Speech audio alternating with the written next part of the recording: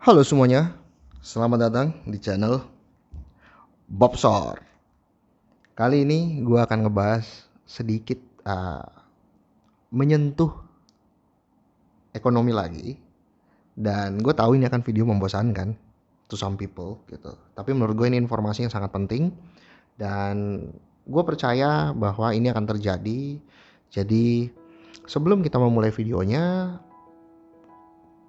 gue berharap teman-teman like, comment, kita bisa diskusi, subscribe, nyalain loncengnya. Jadi kita akan mulai. Pertama-tama, kenapa gambar ini yang muncul? Alasannya kenapa beruang? Karena gue ingin ngebahas tentang bear market atau bearish period.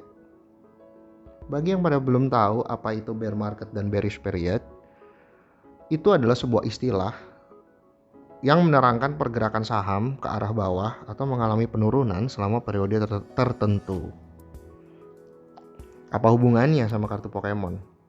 Oke, gue sering bilang kan bahwa kartu Pokemon itu adalah spekulatif aset. Maka dari itu kita bisa memperlakukan kartu-kartu ini layaknya aset-aset lainnya. Contohnya adalah saham.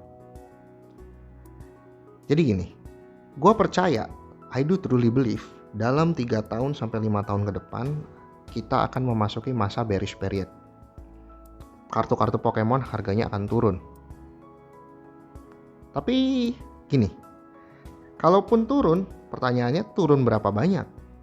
Lalu, memang kartu mana aja yang akan turun? Dan bagaimana kita menghadapinya? Oke, gue akan jawab satu-satu. Pertama, sebelum kita menjawab pertanyaan itu, ada baiknya kita tahu dulu what actually happened in the market. Gini, dalam 2 tahun terakhir itu kan kita COVID dan pandemi ya. Jadi kalian semua stay safe ya, jangan lupa. Nah, COVID dan pandemi ini tuh mengubah banyak hal, change the whole game. Dimana kita harus stay di rumah, gak bisa sosialisasi dan sebagainya. Ketika lo gak bisa sosialisasi, ya otomatis yang biasa nongkrong-nongkrong, budget nongkrong-nongkrong lo akhirnya selamat kan. Itu ada itu di tabungan orang-orang di luar sana yang demen nongkrong. Lalu ketika lo harus di rumah terus, gak bisa nongkrong, dan manusia gak bisa segampang itu adaptasi. Mereka akan mencari hiburan lain, mencari alternatif lain. Dan salah satunya adalah spending di hobi. Serius, kalian lihat hobi apapun dalam 2 tahun terakhir ini naik. Video games, mainan, termasuk kartu Pokemon. Dan gue bilang orang-orang yang baru masuk sini tuh kita sebut aja termsnya casuals ya, atau mungkin kita kasih nama lah, kita kasih nama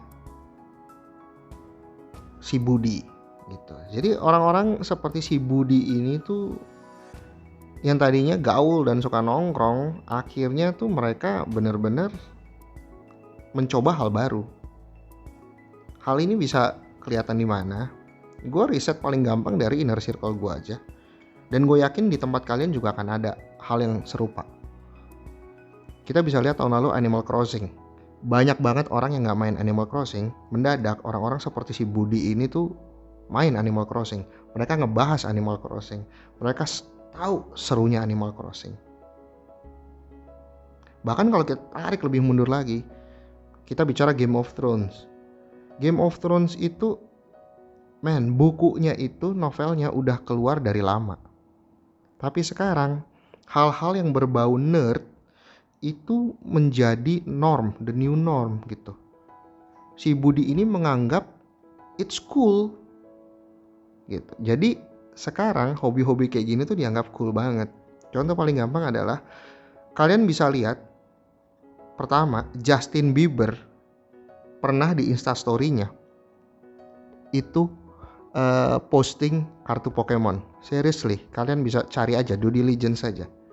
Justin Bieber koleksi kartu Pokemon. Logan Paul yang dicintai oleh banyak Budi di luar sana itu nyentuh Pokemon. Bahkan bener-bener gimmick banget setelah tinju sama Mayweather, dia pakai bling-blingnya tuh Charizard First Edition gitu. Jadi Pokemon nih sekarang menjadi hot banget komoditi. Nggak hanya di kalangan para fans, tapi bagi para budi-budi di luar sana. Nah, sekarang kita ngebahas lebih dalam lagi nih. Si budi-budi di luar sana itu, gini, anggaplah dari sekian juta budi di luar sana, itu berapa persen sih yang benar-benar suka? Berapa persen sih yang benar-benar mampu memiliki buying capacity untuk terjun ke dalam vintage Pokemon? Gue rasa nggak banyak. Maka dari itu mereka hanya akan berada di surface. Kalau kita bicara vintage Pokemon itu udah kedalaman luar biasa. Kalau ibarat kita analoginya kayak laut ya, vintage Pokemon tuh kedalamannya luar biasa, dimana para si budi ini tuh hanya akan di surface. Nah, sekarang kita bicara modern produknya nih.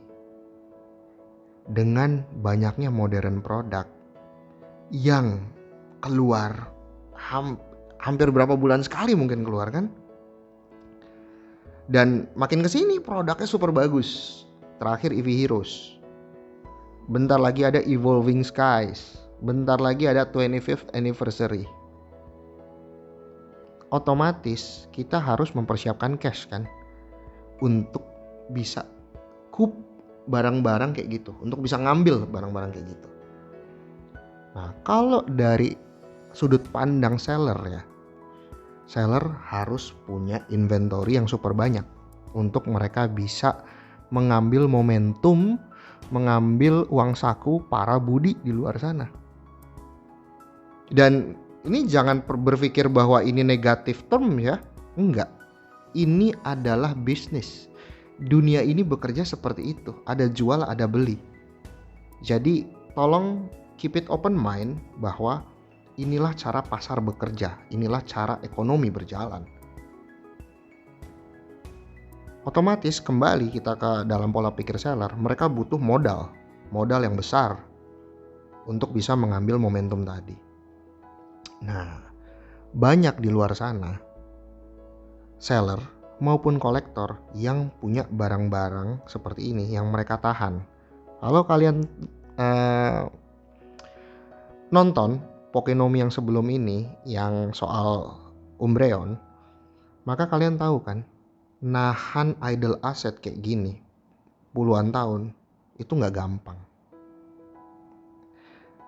Dan mereka banyak di luar sana, detik-detik mau Evolving Skies dan detik-detik mau 25th Anniversary, mereka akan ngelepas, mereka akan let go barang-barang kayak gini yang mereka pikir kayak gini aja, entah karena laku atau mereka lepas karena kalau kolektor biasanya ada beberapa barang yang menjadi prioritas nomor 1 tuh yang nggak akan pernah dilepas sampai mati, tapi yang ke bawahnya mungkin akan ya udahlah gue lepas yang ini aja gitu.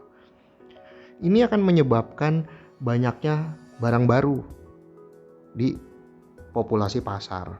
Ditambah PSA ya, atau graded cards itu yang dari tahun lalu kita submit itu akan mulai bermunculan juga nih.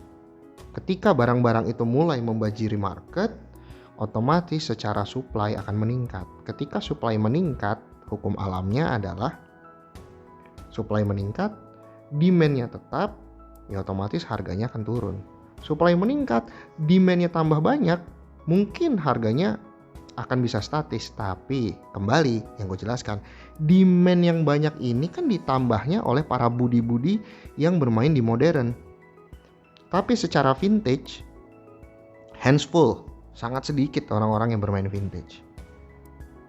Jadi otomatis nanti dalam beberapa tahun ke depan, menurut gua vintage akan bertambah banyak di marketplace dengan harga yang mengalami penurunan, hence bear market atau bearish period. Tapi pertanyaannya turunnya berapa banyak sih? Oke, kita bicara 10% sampai 30%. Gue udah due diligence ya. Gue salah satu, kalau kalian mau lihat yang salah satu paling gampang adalah lihat aja auction PWCC. Itu kelihatan bahwa banyak kartu vintage harganya itu mengalami penurunan dibanding sebelum-sebelumnya. Kenapa? Ya tadi banyak banget variabel yang udah gue jelasin. Nah, setelah kalian mendengar berita seperti itu atau informasi seperti itu, apa sih artinya? Gini, kalau kalian berada di posisi yang punya seperti ini banyak, simpen untuk long term, no problem, serius, no problem. 3 tahun, 5 tahun, oh itu short term banget, nyantai aja, hold. Bahkan kalau bisa jangan pesimis terhadap wah ini marketnya akan crash. No, ini nggak crash. Ini cuman ombak. Dan seperti biasa bahwa ketika ombaknya itu pasang ataupun surut, itu akan mempengaruhi semua kapal. Mau kapal besar, kapal kecil kan, gitu. Jadi ini nggak usah takut. Selain hold, gue anjurkan sekarang adalah waktunya buy. Sekarang waktunya mengambil risiko di vintage market. Apakah detik ini juga? Belum tentu. Mungkin kita bisa bicara di akhir tahun 2021 ini akan banyaknya barang, banyaknya variasi barang. Pertama, Evolving Skies keluar. Kedua, 25th anniversary keluar. Itu udah pusing banget pasti, anjrit mau beli yang mana gitu.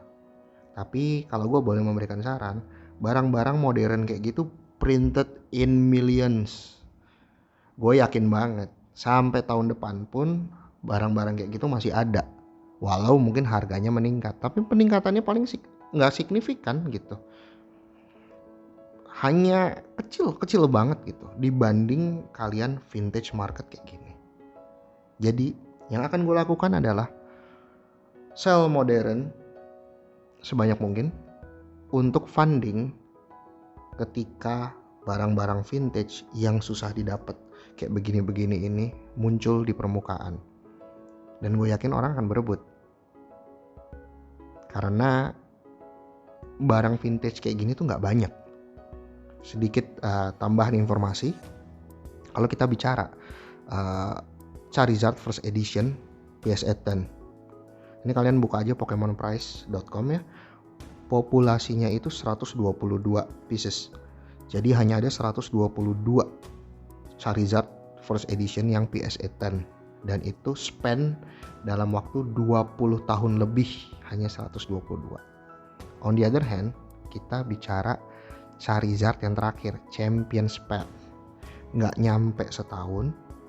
Oke lah, kita ambil waktunya mungkin itu udah setahun. Oke, gue juga nggak tahu ya ini keluarnya pastinya kapan, tapi gue yakin nggak setahun. Full art atau Charizard yang VMAX Secret yang pelangi, PSA 10-nya populasi reportnya adalah 5.741. Jadi modern 2-5 tahun ke depan kalian masih bisa beli. Tapi vintage kayak gini itu nggak datang tiap hari. Mumpung kita akan menghadapi bear market atau bearish period, menurut gua kalian persiapkan dengan baik. Kalau memang kalian tertarik dengan mau memiliki kartu-kartu vintage Pokemon seperti ini. Karena menurut gua in the long term, ketika nanti harganya rebound dan masuk ke dalam bullish period, ini kartu-kartu kayak gini tuh harganya akan pelan-pelan meningkat dan who knows, contohnya ada macam kayak Logan Paul dan si Justin Bieber lagi, nanti takutnya akan bisa menyentuh harga ceiling yang baru. Jadi itu aja informasi yang bisa gue berikan di video kali ini. Semoga berguna buat teman-teman. Gue tahu ini membosankan, tapi trust me, hal-hal seperti inilah kadang yang menurut gue sangat penting. Ya seperti belajar aja kan, buku pelajaran tuh membosankan, tapi esensinya sangat penting. Jadi semoga kalian bisa mengambil keputusan ke depannya gimana pun. Gak ada salah, gak ada benar, apapun yang kalian putuskan. Kalau kalian mau stay di modern pun it's okay. Kalian mau nyemplung benar-benar kepala duluan ke dalam vintage juga it's okay. Gue hanya menjabarkan bahwa gue percaya ke depannya market memiliki keadaan seperti yang gue jabarkan di video ini. Jadi cukup sekian videonya, dan pesan gue yang terakhir adalah jangan sampai kalian kehilangan momentum. Banyak orang sudah menyesal ketika keretanya udah jauh dan udah gak bisa kekejar. Jadi itu saja informasinya.